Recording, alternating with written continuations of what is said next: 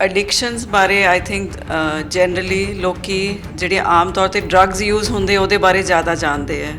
ਜਿਹੜੀ ਇੱਕ ਸਮਾਰਟਫੋਨ ਦੀ ਯੂਜ਼ੇਜ ਹੈ ਇਹ ਪ੍ਰੋਬਲਮੈਟਿਕ ਹੋ ਸਕਦੀ ਹੈ ਔਰ ਇਹ ਵੀ ਇੱਕ ਐਡਿਕਸ਼ਨ ਦਾ ਰੂਪ ਲੈ ਸਕਦੀ ਹੈ। ਇਹਨੂੰ ਅਸੀਂ ਇੱਕ ਟਾਈਪ ਆਫ ਐਡਿਕਸ਼ਨ 'ਚ ਸ਼ਾਮਿਲ ਕਰਦੇ ਹਾਂ ਜਿਹਨੂੰ ਅਸੀਂ ਕਹਿੰਦੇ ਹਾਂ ਬਿਹੇਵੀਅਰ ਐਡਿਕਸ਼ਨ। ਸੋ ਹਰ ਤਰ੍ਹਾਂ ਦੀ ਇੰਟਰਨੈਟ ਪਲੇਟਫਾਰਮਸ ਦੇ ਉੱਤੇ ਜਿਹੜੀ ਗੇਮਿੰਗ ਹੁੰਦੀ ਹੈ, ਗੈਂਬਲਿੰਗ ਹੁੰਦੀ ਹੈ, ਪੋਰਨੋਗ੍ਰਾਫੀ ਦੇਖਦੇ ਹੈ ਬੱਚੇ। ਸੋ ਇਹ ਸਾਰੀਆਂ ਚੀਜ਼ਾਂ ਲਈ ਇਹ ਯੂਜ਼ ਹੁੰਦਾ ਹੈ ਜਿਹੜਾ ਸਮਾਰਟਫੋਨ ਜਾਂ ਇੰਟਰਨੈਟ ਯੂਜ਼ ਹੈ। ਸੋ ਇਹਨੂੰ ਪਹਿਲਾਂ ਅਸੀਂ ਇੰਟਰਨੈਟ ਐਡਿਕਸ਼ਨ ਵੀ ਕਹਿੰਦੇ ਸੀ, ਉਹਨੂੰ ਇੰਟਰਨੈਟ ਦੇ ਮਾਇਨੇ ਜਾਂ ਸਮਾਰਟਫੋਨ ਦੇ ਬਿਕੋਜ਼ ਸੋਸ਼ਲ ਮੀਡੀਆ ਇੰਟਰੈਕਸ਼ਨ ਜਾਂ ਪਲੇਟਫਾਰਮਸ ਇੰਨੇ ਕੁ ਵੱਧ ਗਏ ਹੈ। ਸੋ ਇਹ ਹੁਣ ਸਮਾਰਟਫੋਨ ਐਡਿਕਸ਼ਨ ਅਸੀਂ ਕਹਿਣਾ ਸ਼ੁਰੂ ਕਰਤਾ। ਜਿੱਦਾਂ ਤੁਸੀਂ ਕੋਈ ਵੀ ਹੋਰ ਐਡਿਕਟ ਲੈ ਲਓ, ਕੋਈ ਸ਼ਰਾਬ ਦਾ ਨਸ਼ਾ ਕਰਦਾ ਹੈ, ਕੋਈ ਹੈਰੋਇਨ ਦਾ ਕਰਦਾ ਹੈ, ਕੋਈ ਆਈਸ ਦਾ ਕਰਦਾ ਹੈ, ਉਹਨਾਂ ਦੇ ਬ੍ਰੇਨ ਦੇ ਇਹ ਸ਼ਾਇਦ ਆਮ ਲੋਕੀ ਥੋੜ੍ਹਾ ਬਹੁਤ ਸਮਝਦੇ ਵੀ ਹੈ ਇਸ ਗੱਲ ਨੂੰ ਕਿ ਉਹ ਨਸ਼ੇ ਤੁਹਾਡੇ ਬ੍ਰੇਨ ਨੂੰ ਬਹੁਤ ਨੈਗੇਟਿਵਲੀ ਅੰਦਰੋਂ ਅਸਰ ਕਰ ਸਕਦੇ ਹੈ। ਬਿਲਕੁਲ ਉਸੇ ਤਰ੍ਹਾਂ ਦਾ ਅਸਰ ਇਹਦੀ ਯੂਜ਼ ਨਾਲ ਵੀ ਹੁੰਦਾ ਹੈ। ਸੋ ਬਿਗੇਸਟ ਯੂਜ਼ ਅੱਜ ਕੱਲ੍ਹ ਸੋਸ਼ਲ ਮੀਡੀਆ ਪਲੇਟਫਾਰਮਸ 'ਤੇ ਮੈਸੇਜਿੰਗ ਦਾ ਹੈਗਾ। ਜਿਨ੍ਹਾਂ ਦੇ ਵਿੱਚ ਜਦੋਂ ਇਹ level of messaging, quantity of messages ਜਿਹੜੇ ਵੱਧਦੇ ਹੈ, ਜਿਹੜੇ ਲੋਕੀ ਬਹੁਤ ਜ਼ਿਆਦਾ ਟਾਈਮ ਸਪੈਂਡ ਕਰਦੇ ਹੈ, ਸੋ ਦੈਟ ਇਜ਼ ਲਿੰਕਡ ਜਾਂ ਉਹਦਾ ਇੱਕ ਲਿੰਕ ਹੈਗਾ ਕਿ ਅੱਗੇ ਜਾ ਕੇ ਇਹਨਾਂ ਲੋਕਾਂ ਨੂੰ ਐਂਗਜ਼ਾਇਟੀ ਜਾਂ ਡਿਪਰੈਸ਼ਨ ਦੀ ਪ੍ਰੋਬਲਮ ਆ ਸਕਦੀ ਹੈ। ਇਹ ਹੋ ਸਕਦਾ ਹੈ ਕਿ ਤੁਹਾਡਾ ਬੱਚਾ ਜਾਂ ਬੁਲੀ ਕਿਸੇ ਨੂੰ ਕਰ ਰਿਹਾ ਹੈ ਜਾਂ ਆਪ ਬੁਲਿੰਗ ਦਾ ਸ਼ਿਕਾਰ ਹੋ ਸਕਦਾ ਹੈ। ਉਹ ਕੋਈ ਇੱਦਾਂ ਦੇ ਗਰੁੱਪ ਦਾ ਮੈਂਬਰ ਬਣ ਗਿਆ ਹੈ ਜਿਹਦੇ ਵਿੱਚ ਕੋਈ ਸ਼ੇਡੀ, ਕੋਈ ਸਸਪੀਸ਼ੀਅਸ ਐਕਟੀਵਿਟੀਜ਼ ਉਹ ਕਰ ਰਹੇ ਹੈ, ਕੋਈ ਉਹਨਾਂ ਨੂੰ ਐਕਸਪਲੋਇਟ ਕਰ ਰਿਹਾ ਹੈ।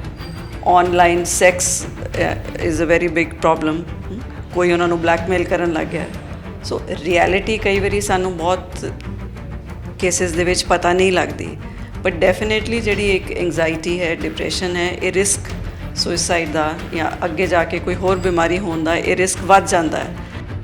ਜਦ ਵੀ ਕੋਈ ਬੱਚਾ ਵੀ ਓਪਨ ਹੋ ਕੇ ਸ਼ੇਅਰ ਕਰਦਾ ਕਿ ਮੈਨੂੰ ਐਂਗਜ਼ਾਇਟੀ ਹੋ ਰਹੀ ਹੈ ਜਾਂ ਫਿਰ ਮੈਨੂੰ ਚੱਕਰ ਆ ਰਿਹਾ ਹੈ, ਤਾਂ ਮੋਸਟਲੀ ਪੇਰੈਂਟਸ ਇਹ ਕਹਿ ਦਿੰਦੇ ਨੇ ਕਿ ਤੂੰ ਇੱਦਾਂ ਕੁਝ ਨਹੀਂ ਹੁੰਦਾ, ਦਵਾਈ ਲੈ ਲੈ, ਦਵਾਈ ਨਾਲ ਤੇਰਾ ਠੀਕ ਹੋ ਜਾਊਗਾ, ਕੋਈ ਗੱਲ ਨਹੀਂ। ਉਹ ਬੱਚਾ ਬਾਰ-ਬਾਰ ਆਪਣੇ ਪੇਰੈਂਟਸ ਨੂੰ ਗੱਲ ਕਰਨ ਦੀ ਕੋਸ਼ਿਸ਼ ਕਰਦਾ।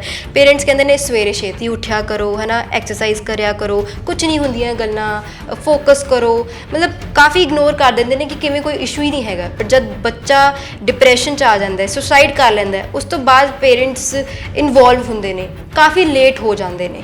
ਅਤੇ ਮਤਲਬ ਕੀ ਕਾਰਨ ਹੈ ਕਿ ਪੇਰੈਂਟਸ ਬੱਚਿਆਂ ਨੂੰ ਸੀਰੀਅਸ ਹੀ ਨਹੀਂ ਲੈ ਰਹੇ।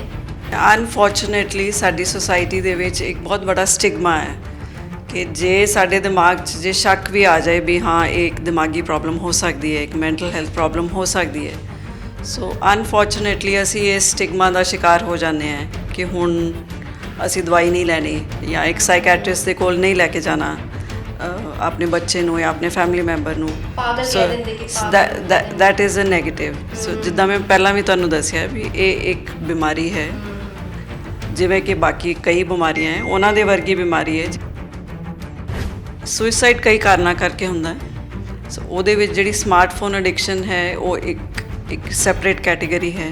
ਜੇ ਅਸੀਂ ਜਨਰਲੀ ਸਪੀਕਿੰਗ ਅਸੀਂ ਗੱਲ ਕਰੀਏ ਤਾਂ ਸਭ ਤੋਂ ਵੱਡਾ ਕਾਰਨ ਸੁਸਾਈਡ ਦਾ ਡਿਪਰੈਸ਼ਨ ਹੈ ਪੂਰੀ ਦੁਨੀਆ ਦੇ ਵਿੱਚ। ਔਰ ਜੇ ਸਮਾਰਟਫੋਨ ਦੀ ਯੂਜ਼ ਨੂੰ ਲੈ ਕੇ ਅਸੀਂ ਦੇਖੀਏ ਤੇ ਕਿਉਂਕਿ ਇਹਨਾਂ ਦੇ ਵਿੱਚ ਰਿਸਕ ਜ਼ਿਆਦਾ ਹੈ ਐਂਗਜ਼ਾਇਟੀ ਅਤੇ ਡਿਪਰੈਸ਼ਨ ਹੋਣ ਦਾ। ਸੋ ਡਿਪਰੈਸ਼ਨ ਇੱਕ ਵੱਡਾ ਕਾਰਨ ਹੈ ਕਿਉਂਕਿ ਜਿਹਦੇ ਕਰਕੇ ਸਮਾਰਟਫੋਨ ਯੂਜ਼ਰਸ ਕਰ ਸਕਦੇ ਆ ਸੁਸਾਈਡ। ਜਦੋਂ ਅਸੀਂ ਰਿਲੇਸ਼ਨਸ਼ਿਪਸ ਦੀ ਗੱਲ ਕਰਦੇ ਹਾਂ ਤਾਂ ਬਹੁਤ ਸਾਡੇ ਕੋਲ ਜਿਹੜੇ ਮਰੀਜ਼ ਆਉਂਦੇ ਹੈ ਉਹ ਰਿਲੇਸ਼ਨਸ਼ਿਪਸ ਬਣਾ ਲੈਂਦੇ ਆ ਲੋਕਾਂ ਨਾਲ ਜਿਹੜੇ ਕਿ ਅੱਗੇ ਜਾ ਕੇ ਉਹਨਾਂ ਨੂੰ ਧੋਖਾ ਵੀ ਹੁੰਦਾ ਹੈ। ਮੈਰਿਡ ਕਪਲਸ ਆਉਂਦੇ ਆ ਸਾਡੇ ਕੋਲ ਜਿਨ੍ਹਾਂ ਦੇ ਔਨਲਾਈਨ ਅਫੇਅਰਸ ਚੱਲ ਰਹੇ ਹੈ, ਐਕਸਟਰਾ ਮੈਰਿਟਲ ਰਿਲੇਸ਼ਨਸ਼ਿਪਸ ਚੱਲ ਰਹੇ ਹੈ। ਸੋ ਇੱਕ ਸਮਾਜ ਦੇ ਵਿੱਚ ਇਹ ਵਰਚੁਅਲ ਵਰਲਡ ਦੇ ਵਿੱਚ ਜ਼ਿਆਦਾ ਰਹਿਣ ਕਰਕੇ ਸਾਡਾ ਇੱਕ ਰਿਐਲਿਟੀ ਕੰਟੈਕਟ ਟੁੱਟਦਾ ਜਾ ਰਿਹਾ ਹੈ। ਪਰ ਜਿਹੜੇ ਸਾਡੇ ਪੁਰਾਣੇ ਬਜ਼ੁਰਗ ਨੇ ਜਿਹਨੇ ਉਹਨਾਂ ਨੂੰ ਲੱਗਦਾ ਕਿ ਕਿਹੜੇ ਨਵੇਂ ਆਹ ਵਰਡ ਆ ਗਏ ਨੇ, ਡਿਪਰੈਸ਼ਨ, ਐਂਗਜ਼ਾਇਟੀ, ਅਸੀਂ ਤਾਂ ਆਪਣੇ ਸਮੇਂ 'ਚ ਸੁਣਿਆ ਨਹੀਂ, ਅਸੀਂ ਤਾਂ ਦੇਖਿਆ ਨਹੀਂ ਕਿਸੇ ਨੂੰ ਆਪਣੀ ਜਾਨ ਲੈਂਦੇ ਹੋਏ। ਮਤਲਬ ਇਹੋ ਜਿਹੇ ਕਮੈਂਟਸ ਕਾਫੀ ਆਉਂਦੇ ਨੇ ਕਿ ਨਵਾਂ ਲਾਇਆ ਵਾ, ਬਿਜ਼ਨਸ ਕਰ ਰਹੇ ਨੇ, ਪੈਸੇ ਕਮਾਉਣ ਦੇ ਤਰੀਕੇ ਹੈ ਕਿ ਕਿਉਂ ਇਹੋ ਜਿਹੀ ਜਿਹੜੀ ਥਿੰਕਿੰਗ ਨੇ ਪੁਰਾਣੇ ਲੋਕਾਂ ਦੀ ਉਹ ਅੱਗੇ ਵੀ ਜਨਰੇਸ਼ਨ ਸੀਰੀਅਸ ਨਹੀਂ ਲੈ ਰਹੀ, ਇੱਦਾਂ ਕਿਉਂ ਆ? ਡਿਪਰੈਸ਼ਨ ਅਤੇ ਐਂਗਜ਼ਾਇਟੀ ਕਿਉਂਕਿ ਇਹ ਨਵੀਆਂ ਪ੍ਰੋਬਲਮਸ ਹੁਣ ਉੱਭਰ ਰਹੀਆਂ ਸ਼ਾਇਦ ਤੁਸੀਂ ਬਿਲਕੁਲ ਠੀਕ ਕਿਹਾ ਕਿ ਅਵੇਅਰਨੈਸ ਥੋੜੀ ਵੱਧ ਰਹੀ ਹੈ ਤੇ ਲੋਕੀ ਵੀ ਪ੍ਰਚਾਰ ਥੋੜਾ ਜ਼ਿਆਦਾ ਕਰ ਰਹੇ ਹੈ, ਸੋ ਸੁਣਨ 'ਚ ਜ਼ਿਆਦਾ ਆ ਰਹੀ ਹੈ ਹੁਣ। ਸੋ ਅਵੇਅਰਨੈਸ ਹੋਰ ਫੈਲਾਵਾਂਗੇ ਤੇ ਲੋਕੀ ਸਮਝ ਵੀ ਜਾਣਗੇ ਇਹਨਾਂ ਨੂੰ। ਸਾਨੂੰ ਇਹ 'ਤੇ ਲੱਗੇ ਰਹਿਣਾ ਪਏਗਾ। We have to approach it in a positive sense ਕਿ ਇਟ ਇਜ਼ ਐਨ ਇਲਨੈਸ, ਇਹਦੀ ਟ੍ਰੀਟਮੈਂਟ ਸਾਡੇ ਕੋਲ ਪ੍ਰੈਜ਼ੈਂਟ ਹੈ। ਅਸੀਂ ਜਿੰਨੀ ਜਲਦੀ ਇਹਨਾਂ ਚੀਜ਼ਾਂ ਨੂੰ ਪਿਕ ਕਰਕੇ ਅੱਜ ਦੀ ਡੇਟ 'ਚ ਅੱਜ ਅਸੀਂ ਜੇ ਕਹਿੰਦੇ ਹਾਂ ਅੱਜ ਪ੍ਰੋਬਲਮ ਸ਼ੁਰੂ ਹੋ ਰਹੀ ਹੈ, 2 ਮਹੀਨੇ ਨਿਕਲੇ ਹੈ ਕਿ 6 ਮਹੀਨੇ ਨਿਕਲੇ ਹੈ, ਅਨਫੋਰਚੂਨੇਟਲੀ ਕਈ ਕੇਸਿਸ ਦੇ ਵਿੱਚ ਸਾਲੋਂ ਸਾਲ ਨਿਕਲ ਜਾਂਦੇ ਆ ਜਦੋਂ ਤੱਕ ਉਹ ਸਾਡੇ ਕੋਲ ਆ ਕੇ ਪਹੁੰਚਦੇ। ਜਿਵੇਂ ਤੁਸੀਂ ਕਿਹਾ ਕਿ ਬਹੁਤ ਕੰਪਲਿਕੇਟ ਹੋ ਜਾਂਦੇ ਇਸ਼ੂ, ਸੋ ਉਦੋਂ ਤੱਕ ਨਹੀਂ ਵੇਟ ਕਰਨਾ। ਜਿਹੜੀ ਟ੍ਰੀਟਮੈਂਟ ਹੈ ਉਹ ਘੱਟ ਸਮੇਂ ਲਈ ਚੱਲੇਗੀ ਜਾਂ ਉਹਦਾ ਆਊਟਕਮ ਬਹੁਤ ਹੀ ਬੈਟਰ ਨਿਕਲੇਗਾ ਜੇ ਅਸੀਂ ਜਲਦੀ ਤੋਂ ਜਲਦੀ ਉਹਨਾਂ ਚੀਜ਼ਾਂ ਨੂੰ ਪਿਕ ਕਰਾਂਗੇ। ਸਤਿ ਸ਼੍ਰੀ ਅਕਾਲ ਜੀ, ਮੈਂ ਹਾਂ ਖੁਸ਼ੀ ਅਰੋੜਾ, ਤੁਸੀਂ ਵੇਖ ਰਹੇ ਹੋ ਡੇਲੀ ਪੋਸਟ ਪੰਜਾਬੀ। ਅੱਜ ਕੱਲ੍ਹ ਮੈਂਟਲ ਹੈਲਥ ਜਿਹੜਾ ਇੱਕ ਵਰਡ ਅਸੀਂ ਸੁਣਦੇ ਹਾਂ, ਇਸ ਨੂੰ ਕਾਫੀ ਲੋਕਾਂ ਵੱਲੋਂ ਯੂਜ਼ ਕੀਤਾ ਜਾ ਰਿਹਾ, ਪਰ ਮੈਂਟਲ ਹੈਲਥ ਹੈ ਕੀ? ਅਤੇ ਜ਼ਿਆਦਾਤਰ ਬਲੇਮ ਟੈਕਨੋਲੋਜੀ ਨੂੰ ਕੀਤਾ ਜਾਂਦਾ ਹੈ ਕਿ ਮੋਬਾਈਲ ਯੂਜ਼ ਕਰਕੇ, ਮੋਬਾਈਲ ਐਡਿਕਸ਼ਨ ਕਰਕੇ ਜਿਹੜੇ ਅੱਜ ਦੇ ਨੌਜਵਾਨ ਪੀੜ੍ਹੀ ਹੈ ਉਹਨਾਂ ਦੀ ਜਿਹੜੀ ਦਿਮਾਗ ਦੀ ਜਿਹੜੀ ਵਰਕਿੰਗ ਹੈ, ਜਿਹੜੀ ਐਫੀਸ਼ੀਐਂਸੀ ਉਹ ਘੱਟ ਹੁੰਦੀ ਜਾ ਰਹੀ ਹੈ, ਡਿਟਿਊਰੇਟ ਹੋ ਰਹੀ ਹੈ। ਅਤੇ ਕਈ ਲੋਕ ਮੈਂਟਲ ਹੈਲਥ ਕਰਕੇ ਐਂਗਜ਼ਾਇਟੀ, ਡਿਪਰੈਸ਼ਨ ਜਿਹੜੇ ਵਰਡਸ ਨੇ ਇਹ ਵੀ ਉੱਭਰੇ ਨੇ। ਸਾਡੇ ਨਾਲ ਮੌਜੂਦ ਨੇ ਡਾਕਟਰ ਨਵਕਿਰਨ ਮਹਾਜਨ, ਜੋ ਕਿ ਪ੍ਰੋਫੈਸਰ ਆਫ ਸਾਈਕਾਈਟਰੀ ਨੇ, DMC ਵਿੱਚ ਮੌਜੂਦ ਹਾਂ ਅਸੀਂ। ਉਹਨਾਂ ਨਾਲ ਗੱਲ ਕਰਾਂਗੇ ਕਿ ਮੋਬਾਈਲ ਐਡਿਕਸ਼ਨ ਦੇ ਕੀ ਨੈਗੇਟਿਵ ਇੰਪੈਕਟਸ ਹੋ ਸਕਦੇ ਹੈ ਅਤੇ ਨਾਲ ਹੀ ਜਿਹੜੇ ਨੌਜਵਾਨ ਨੇ ਉਹ ਇਸ ਅਸਰ ਨੂੰ ਕਿਵੇਂ ਘਟਾ ਸਕਦੇ ਹੈ। ਸਤਿ ਸ਼੍ਰੀ ਅਕਾਲ ਮੈਮ। ਸਤਿ ਸ਼੍ਰੀ ਅਕਾਲ ਜੀ। ਮੈਮ, ਮੋਬਾਈਲ ਯੂਸੇਜ ਜਿਹੜੀ ਹੈ ਉਹ ਵੱਧ ਚੁੱਕੀ ਹੈ। ਮੈਨੂੰ ਲੱਗਦਾ ਕਿ ਕਾਫੀ ਸਾਲ ਹੋ ਗਏ ਮੋਬਾਈਲ ਨੂੰ ਆਏ ਹੋਏ, ਬਟ ਜਿੱਦਾਂ ਹੁਣ ਸਮਾਰਟ ਮੋਬਾਈਲਸ ਆ ਗਏ ਨੇ ਉਹਦੇ ਕਰਕੇ ਜਿਹੜੇ ਨੌਜਵਾਨ ਪੀੜ੍ਹੀ, ਹੁਣ ਤਾਂ 5ਵੀਂ ਕਲਾਸ ਦੇ ਜਵਾਕ ਨੂੰ ਵੀ ਫੋਨ ਫੜਾ ਦਿੱਤਾ ਜਾਂਦਾ ਹੈ, ਅਤੇ ਉਹਦੇ ਕੀ ਇੰਪੈਕਟਸ ਹੋ ਸਕਦੇ ਆ? ਸੋ ਐਡਿਕਸ਼ਨਸ ਬਾਰੇ ਆਈ ਥਿੰਕ ਜਨਰਲੀ ਲੋਕੀ ਜਿਹੜੇ ਆਮ ਤੌਰ 'ਤੇ ਡਰੱਗਸ ਯੂਜ਼ ਹੁੰਦੇ ਉਹਦੇ ਬਾਰੇ ਜ਼ਿਆਦਾ ਜਾਣਦੇ ਹੈ। ਜਿਹੜੀ ਇੱਕ ਸਮਾਰਟਫੋਨ ਦੀ ਯੂਜ਼ੇਜ ਹੈ ਇਹ ਪ੍ਰੋਬਲਮੈਟਿਕ ਹੋ ਸਕਦੀ ਹੈ ਔਰ ਇਹ ਵੀ ਇੱਕ ਐਡਿਕਸ਼ਨ ਦਾ ਰੂਪ ਲੈ ਸਕਦੀ ਹੈ। ਇਹਨੂੰ ਅਸੀਂ ਇੱਕ ਟਾਈਪ ਆਫ ਐਡਿਕਸ਼ਨ 'ਚ ਸ਼ਾਮਿਲ ਕਰਦੇ ਹਾਂ ਜਿਹਨੂੰ ਅਸੀਂ ਕਹਿੰਦੇ ਹਾਂ ਬਿਹੇਵੀਅਰ ਐਡਿਕਸ਼ਨਸ। ਸੋ ਸਮਾਰਟਫੋਨ ਐਡਿਕਸ਼ਨ ਆਪਣੇ ਆਪ 'ਚ ਇੱਕ ਨਵੀਂ ਉੱਭਰਦੀ ਪ੍ਰੋਬਲਮ ਹੈ ਸਮਾਜ ਦੀ, ਐਂਡ ਇਹਦੇ ਇੰਪੈਕਟ ਸਾਰਿਆਂ 'ਤੇ, ਵੱਡਿਆਂ ਛੋਟਿਆਂ 'ਤੇ ਮਾੜੇ ਪੈ ਸਕਦੇ ਹੈ। ਜਦੋਂ ਅਸੀਂ ਛੋਟੇ ਬੱਚਿਆਂ ਦੀ ਗੱਲ ਕਰਦੇ ਹਾਂ, ਸੋ ਸਾਡੀਆਂ ਗਾਈਡਲਾਈਨਸ ਜਿਹੜੀਆਂ ਹੈਲਥ ਗਾਈਡਲਾਈਨਸ ਕਹਿੰਦੀਆਂ ਕਿ 2 ਸਾਲ ਦੀ ਉਮਰ ਤੱਕ ਜਿਹੜਾ ਬੱਚਾ ਹੁੰਦਾ ਹੈ ਉਹਨੂੰ ਬਿਲਕੁਲ ਵੀ ਸਕਰੀਨ ਦਾ ਐਕਸਪੋਜ਼ਰ ਨਹੀਂ ਦੇਣਾ ਚਾਹੀਦਾ। ਐਂਡ ਯੰਗ ਜਿਹੜੇ ਬੱਚੇ ਸਕੂਲ ਚਿਲਡਰਨ ਵੀ ਹੈ ਉਹਨਾਂ 'ਚ ਵੀ ਬੜਾ restricted form of usage, screen use, computer ਦੀ ਵੀ, ਚਾਹੇ ਸਮਾਰਟ ਟੈਬਲੇਟ ਦੀ ਹੋਵੇ, ਸਮਾਰਟਫੋਨ ਦੀ ਹੋਵੇ, ਇਹ ਬੜੀ ਰਿਸਟ੍ਰਿਕਟ ਕਰਨੀ ਚਾਹੀਦੀ ਹੈ। ਆਮ ਤੌਰ 'ਤੇ ਲੋਕੀ ਇਹ ਚੀਜ਼ ਨਹੀਂ ਸਮਝਦੇ, ਜਿਹੜਾ ਇੱਕ ਆਦਮੀ ਦਾ ਬ੍ਰੇਨ ਹੈ ਉਹ ਜਿਹੜਾ ਫੁੱਲੀ ਡਿਵੈਲਪ ਹੁੰਦਾ ਹੈ that is by the age of 25 years. 25 ਸਾਲ ਦੀ ਉਮਰ ਤੱਕ ਕੰਪਲੀਟ ਡਿਵੈਲਪਮੈਂਟ ਹੁੰਦੀ ਹੈ। ਔਰ ਤੁਸੀਂ ਵੀ ਦੇਖਦੇ ਹੋਣੇ ਆ ਆਪਣੇ ਅਰਾਊਂਡ ਸਮਾਰਟਫੋਨ ਦੀ, ਚਾਹੇ ਤੁਹਾਨੂੰ ਐਡਿਕਸ਼ਨ ਦੀ ਨਾ ਸਮਝ ਹੋਵੇ, ਬਟ ਦੂਸਰੇ ਨਸ਼ੇ ਬੜੇ ਕਾਮਨ ਹੈ, ਤੁਸੀਂ ਸੁਣਿਆ ਹੋਏਗਾ। ਦੂਸਰੇ ਨਸ਼ੇ ਵੀ ਬਹੁਤ ਯੰਗਸਟਰਸ ਦੇ ਵਿੱਚ ਬਹੁਤ ਸ਼ਾਮਿਲ ਹੈ ਅੱਜ ਕੱਲ੍ਹ, ਬਹੁਤ ਕਾਮਨਲੀ ਯੂਜ਼ ਕਰਦੇ ਯੰਗਸਟਰਸ ਵੀ। ਸੋ ਇਹ ਚੀਜ਼ਾਂ ਜਿਹੜੀਆਂ ਐਨੀ ਫਾਰਮ ਆਫ ਐਡਿਕਸ਼ਨ, ਚਾਹੇ ਉਹ ਸਮਾਰਟਫੋਨ ਹੋਏ, ਚਾਹੇ ਦੂਸਰੇ ਨਸ਼ੇ ਹੋਣ, ਇਹ ਇੱਕ ਡਿਵੈਲਪਿੰਗ ਬ੍ਰੇਨ 'ਤੇ ਬਹੁਤ ਮਾੜਾ ਅਸਰ ਔਰ ਪਰਮਾਨੈਂਟ ਅਸਰ ਛੱਡਦੀਆਂ। ਠੀਕ ਹੈ। ਔਰ ਇਹ ਪ੍ਰੋਬਲਮ ਜਿਵੇਂ ਕਿ ਤੁਸੀਂ ਕਹਿ ਰਹੇ ਹੈ ਕਿ ਇਹ ਜਿਹੜੀ ਸਮਾਰਟਫੋਨ ਦੀ ਪ੍ਰੋਬਲਮ ਹੈ, ਜਿਹੜੀ ਯੂਜ਼ ਹੈ, ਇਹ ਬਹੁਤ, ਕਿਉਂਕਿ ਅਵੇਲੇਬਿਲਿਟੀ ਸਮਾਰਟਫੋਨਸ ਦੀ ਬਹੁਤ ਹੈ। ਹੁਣ ਹਰ ਬੰਦੇ ਕੋਲ, ਹਰ ਘਰ ਦੇ ਵਿੱਚ ਐਕਸੈਸ ਹੈ ਇੱਕ ਸਮਾਰਟਫੋਨ ਦੀ, ਚਾਹੇ ਤੁਸੀਂ ਅਪਰ ਸੋਸ਼ੋ ਇਕਨੋਮਿਕ ਸਟੇਟਸ ਰਿਚ ਕੈਟੇਗਰੀ ਨੂੰ ਬਿਲੋਂਗ ਕਰਦੇ ਆ, ਚਾਹੇ ਲੋਅਰ ਸੋਸ਼ੀਓ ਇਕਨੋਮਿਕ ਕੈਟੇਗਰੀ ਨੂੰ ਬਿਲੋਂਗ ਕਰਦੇ ਆ, ਪਰ ਹਰ ਬੰਦੇ ਕੋਲ ਸਮਾਰਟਫੋਨਸ ਅਵੇਲੇਬਲ ਹੈ। ਹਰ ਘਰ ਦੇ ਵਿੱਚ ਸਮਾਰਟਫੋਨਸ ਅਵੇਲੇਬਲ ਹੈ। ਜੇ ਅਸੀਂ ਆਪਣੇ ਬੱਚੇ ਨੂੰ ਨਹੀਂ ਵੀ ਲੈ ਕੇ ਦੇ ਰਹੇ, ਉਹ ਘਰ ਦੇ ਕਿਸੇ ਦੂਸਰੇ ਮੈਂਬਰ ਦਾ ਫੋਨ ਯੂਜ਼ ਕਰਦੇ ਆ, ਆਲ ਦਾ ਟਾਈਮ ਯੂਜ਼ ਕਰਦੇ ਆ। ਸੋ ਦੇਖਣਾ ਇਹ ਹੈ ਵੀ ਅਸੀਂ ਸਮਾਰਟਫੋਨ ਤੋਂ ਕੀ ਯੂਜ਼ ਲੈ ਰਹੇ ਹਾਂ basically. So there are some plus points also ਕਿ ਹੁਣ ਸਾਨੂੰ ਸਾਰੀ ਨਿਊਜ਼, ਸਾਰਾ ਇੰਟਰਨੈਟ ਸਾਡੇ ਹੱਥ ਦੇ ਵਿੱਚ ਅਵੇਲੇਬਲ ਹੈ। ਅਸੀਂ ਕੁਇਕਲੀ ਕੋਈ ਚੀਜ਼ ਐਕਸੈਸ ਕਰਨੀ ਹੈ, ਸਰਚ ਕਰਨੀ ਹੈ, it is very very convenient ਹੈ ਸਾਡੇ ਲਈ। ਬੱਚਿਆਂ ਲਈ ਵੀ, ਜਿਹੜੇ ਪੜ੍ਹਾਈ ਕਰ ਰਹੇ ਬੱਚੇ, ਉਹਨਾਂ ਲਈ ਵੀ ਇਹ ਕਨਵੀਨੀਅੰਸ ਕਾਫੀ ਹੈ, ਉਹਦੇ ਪਲੱਸ ਪੁਆਇੰਟਸ ਵੀ ਹੈ। ਬਟ ਪ੍ਰੋਬਲਮੈਟਿਕ ਜਿਹੜੀ ਯੂਜ਼ ਹੈ, ਜਿਹੜੀ ਅਸੀਂ ਕਹਿੰਦੇ ਹਾਂ ਵੀ ਵੈਨ, ਇਹ ਕਦੋਂ ਅਸੀਂ ਡਿਸਾਈਡ ਕਰਦੇ ਹਾਂ ਵੀ ਇਹ ਜਿਹੜੀ ਸਮਾਰਟਫੋਨ ਯੂਜ਼ ਹੈ ਇਹ ਇੱਕ ਪ੍ਰੋਬਲਮ ਬਣ ਗਈ ਹੈ ਸਾਡੇ ਲਈ, ਪ੍ਰੋਬਲਮ ਬਣ ਗਈ ਜਾਂ ਪ੍ਰੋਬਲਮ ਤੋਂ ਵੀ ਵੱਧ ਕੇ ਇੱਕ ਬਿਮਾਰੀ ਦਾ ਰੂਪ ਲੈ ਗਈ ਹੈ। ਸੋ ਦੇਰ ਆਰ ਸਮ ਪੁਆਇੰਟਸ, ਕੁਛ ਇੱਦਾਂ ਦੇ ਨਿਸ਼ਾਨ ਹੈ ਜਾਂ ਯੂਜ਼ੇਜ ਹੈ ਜਿਹੜੀ ਅਸੀਂ ਦੱਸਣਾ ਚਾਹਾਂਗੇ ਸਾਰਿਆਂ ਨੂੰ ਕਿ ਤੁਸੀਂ ਕਿਵੇਂ ਡਿਸਾਈਡ ਕਰੋ। ਸੋ ਇੱਕ ਤਾਂ ਬੰਦਾ ਬੜਾ ਝੂਠ ਬੋਲਣ ਲੱਗ ਜਾਂਦਾ ਜਾਂ ਬਹਾਨੇ ਮਾਰਨ ਲੱਗ ਜਾਂਦਾ ਹੈ। ਹਰ ਇੱਕ ਕੋਸ਼ਿਸ਼ ਹੁੰਦੀ ਹੈ ਵੀ ਮੈਂ ਸਮਾਰਟਫੋਨ ਆਪਣੇ ਹੱਥ 'ਚ ਮੈਂ ਟਾਈਮ ਸਪੈਂਡ ਕਰਾਂ ਸਿਰਫ ਫੋਨ ਦੇ ਨਾਲ। ਦੂਸਰਾ ਹੈ ਟਾਈਮ, ਅਸੀਂ ਟੋਟਲ ਟਾਈਮ ਕਿੰਨਾ ਸਪੈਂਡ ਕਰ ਰਹੇ ਹਾਂ ਫੋਨ 'ਤੇ। ਸਪੈਸ਼ਲੀ ਇਹ ਬਹੁਤ ਜ਼ਰੂਰੀ ਹੈ ਬੱਚਿਆਂ ਲਈ, ਕਿਉਂਕਿ ਉਹ ਆਪਣਾ ਪਲੇ ਦਾ ਟਾਈਮ, ਖੇਡਣ ਦਾ ਟਾਈਮ ਸਾਰਾ ਇਹਦੇ 'ਚ ਵੇਸਟ ਕਰ ਰਹੇ ਹੈ। ਉਹ ਆਪਣੇ ਹੋਮਵਰਕ 'ਤੇ ਜਾਂ ਪੜ੍ਹਾਈ 'ਤੇ ਇੰਨਾ ਕੌਨਸਨਟਰੇਟ ਜਾਂ ਫੋਕਸ ਨਹੀਂ ਕਰ ਰਹੇ ਔਰ ਸਾਰਾ ਟਾਈਮ ਸਪੈਂਡ ਕਰਨਾ ਚਾਹੁੰਦੇ ਹੈ।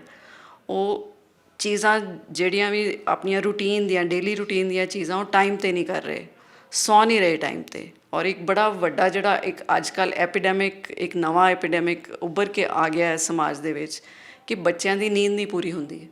ਸੋ ਸਕਰੀਨ ਟਾਈਮ ਜਾਂ ਸਮਾਰਟਫੋਨ ਟਾਈਮ ਜਾਂ ਓਵਰਆਲ ਸਕਰੀਨ ਟਾਈਮ, ਚਾਹੇ ਉਹ ਟੀ ਵੀ ਹੋਏ, ਚਾਹੇ ਗੇਮਿੰਗ ਦਾ ਟਾਈਮ ਹੋਏ, ਕੰਪਿਊਟਰ ਦਾ ਹੋਏ, ਸਮਾਰਟਫੋਨ ਦਾ, ਉਹ ਬਹੁਤ ਜ਼ਿਆਦਾ ਵੱਧ ਗਿਆ ਬੱਚਿਆਂ ਦੇ ਵਿੱਚ, ਯੰਗ ਅਡਲਟਸ ਦੇ ਵਿੱਚ, ਟੀਨੇਜਰਸ ਦੇ ਵਿੱਚ।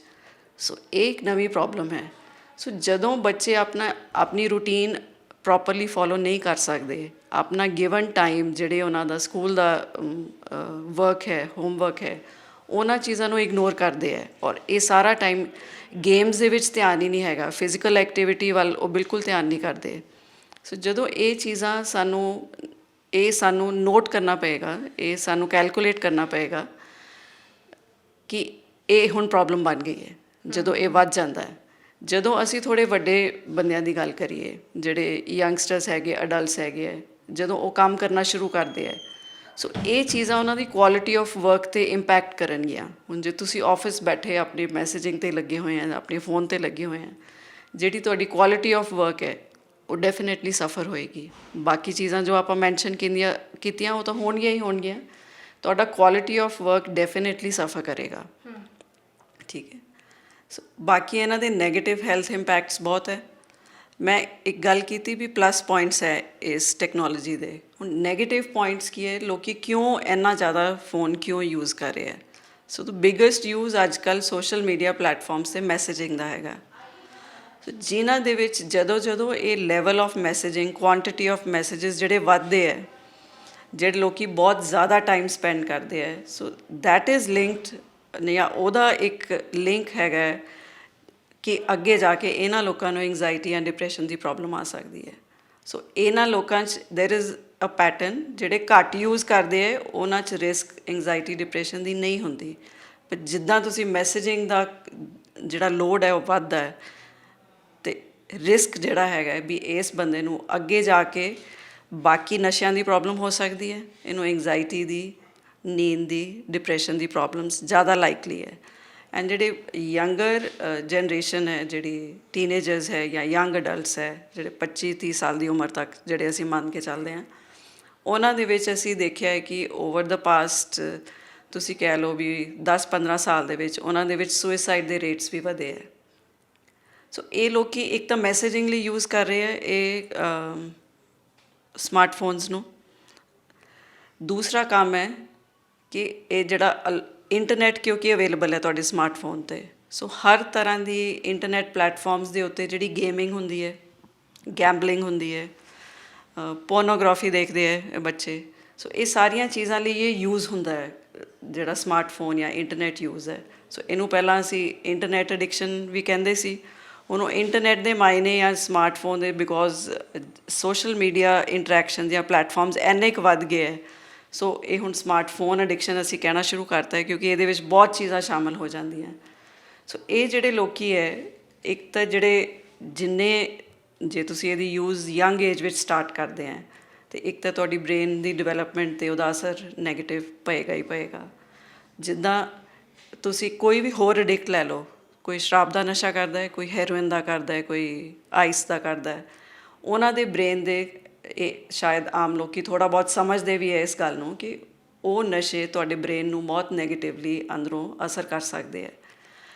ਬਿਲਕੁਲ ਉਸੇ ਤਰ੍ਹਾਂ ਦਾ ਅਸਰ ਇਹਦੀ ਯੂਜ਼ ਨਾਲ ਵੀ ਹੁੰਦਾ ਹੈ। ਜਦੋਂ ਇੱਕ ਇਹ ਪ੍ਰੋਬਲਮੈਟਿਕ ਯੂਜ਼ ਤੋਂ ਵੱਧ ਜਾਂਦੀ ਹੈ ਇਹਦੀ ਪ੍ਰੋਬਲਮ, ਜਦੋਂ ਇੱਕ ਐਡਿਕਸ਼ਨ ਦਾ ਰੂਪ ਲੈਣ ਲੱਗਦੀ ਹੈ, ਉਹੋ ਹੀ ਵਾਲੇ ਚੇਂਜਸ ਜਿਹੜੇ ਅਸੀਂ ਚਿੱਟੇ ਨਾਲ ਜਾਂ ਹੈਰੋਇਨ ਨਾਲ ਜਾਂ ਅਫੀਮ ਨਾਲ ਦੇਖਦੇ ਹਾਂ, ਉਸ ਤਰ੍ਹਾਂ ਦੀਆਂ ਚੇਂਜਸ ਇਸ ਐਡਿਕਸ਼ਨ ਦੇ ਵਿੱਚ ਵੀ ਬ੍ਰੇਨ ਦੇ ਵਿੱਚ ਪਾਈਆਂ ਜਾਂਦੀਆਂ।